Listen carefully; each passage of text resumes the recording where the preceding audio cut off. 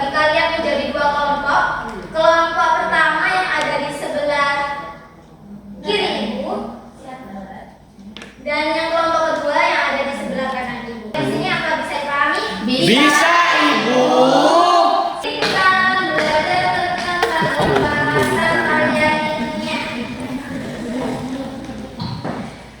Sebelum kita mempelajari lebih lanjut apa itu ragam bahasa karya ilmiah, ibu ingin bertanya terlebih dahulu kepada kalian, apakah kalian pernah berada di situasi resmi? Mbak Fatimah? Iya, saya Bu pernah Ibu ketika rapat OSIS. Oke, bagus. Kira-kira bahasa apa yang kamu gunakan dalam kegiatan tersebut? Bahasa yang baik dan baku Ibu. Nah, di sini apakah ada yang tahu apa itu bahasa baku? Ya, Bahasa yang sesuai EYD. bahasa yang sesuai EYD. Lanjut ya, kita bahas apa itu bahasa baku. Bahasa baku adalah bahasa yang seringkali dipakai dalam situasi resmi seperti dalam undang-undangan atau ketika kita menulis surat menyurat. Nah, begitu juga dalam ragam bahasa yang digunakan dalam menulis karya ilmiah. Kita menulis karya ilmiah seringkali menggunakan bahasa ilmiah atau juga bisa disebut dengan bahasa yang baku. Ada objektif. Pengertian dari objektif tersendiri yaitu merupakan keadaan yang sebenar-benarnya tanpa menambahkan pendapat atau pandangan dari seorang penulis atau pribadi kita sendiri. Jadi, objektif itu merupakan sebuah keadaan yang benar-benar faktanya. Dalam menulis objektif ini, kalimat objektivitas ini, seringkali kita menggunakan kalimat pasif. Ada yang tahu apa itu kalimat pasif di sini? Tidak tahu. Oke. Kalimat yang tidak aktif, Bu. Di sini Ibu ini contoh kalimat pasif. Kalimat pasif sendiri yaitu kalimat di mana subjek menerima tindakan atau perbuatan dari objek atau pelaku itu sendiri. Contohnya di sini buku sebagai subjek dibaca oleh Adi. Jadi buku itu menerima tindakan yaitu dibaca oleh pelakunya siapa di sini? Adi. Sampai sini apakah bisa dipahami? Bisa. Selanjutnya yaitu reproduktif. Reproduktif di sini yaitu makna atau arti dari sebuah kata atau informasi yang dibaca oleh pembaca itu harus benar-benar sama dengan arti atau makna dari yang disampaikan oleh penulis. Jadi apabila kita menulis, makna dari tulisan kita itu harus jelas sama maknanya dengan apa yang dibaca oleh pembaca. Reproduktif itu juga harus jelas. Contohnya di sini hasil penelitian menunjukkan bahwa penggunaan pupuk organik meningkatkan hasil panen sebesar 15%. Di sini jelas hasil penelitiannya mengenai apa, yaitu mengenai penggunaan pupuk organik. Juga meningkatkan hasil panen sebesar berapa? Di sini jelas sebesar 15%. Sampai di sini apa? Ada yang menanyakan?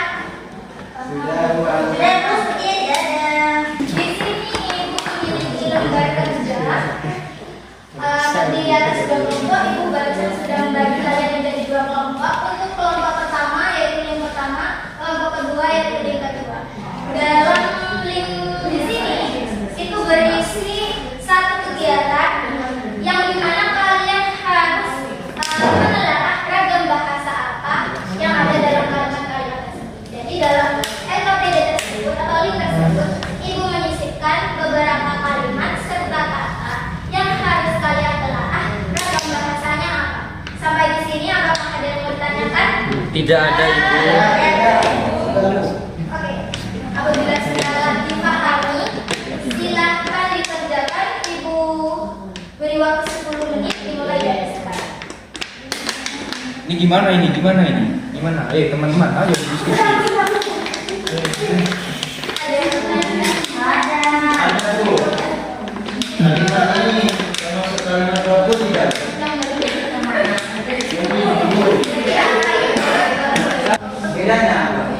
Denotasi itu yaitu makna yang sebenarnya yang sama dengan katanya. Sedangkan kalau mendapatkan Iya.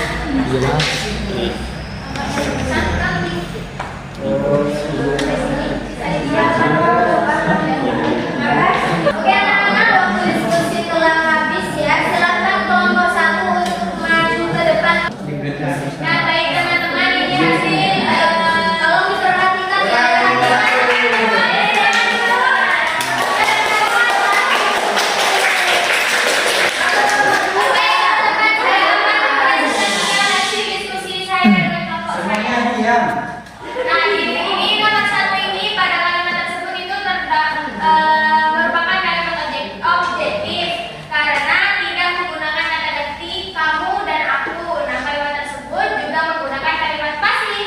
Kemudian yang kedua, kata kalimat tersebut, kalimat ini kendati demikian itu merupakan kalimat reproduktif karena jelas dan tidak membingungkan.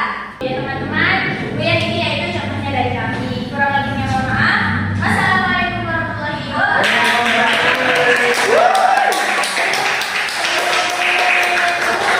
Silakan maju ke depan. Jawaban dari kami, ya, kalimat tersebut merupakan kalimat objektif karena penelitian tersebut tidak menggunakan kata ganti aku atau kami yang menunjukkan sarang orangutan. Kalimat tersebut merupakan kalimat objektif. Yang nomor 2, jawaban ya, di atas termasuk kalimat reproduktif karena tidak membingungkan, tidak ambigu seperti tadi yang disampaikan Bu Ida. Tidak membingungkan pembaca, bermakna jelas dan tidak membingungkan.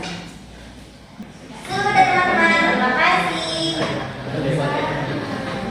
Terima kasih kepada kelompok 2. Beri tepuk tangannya banyak.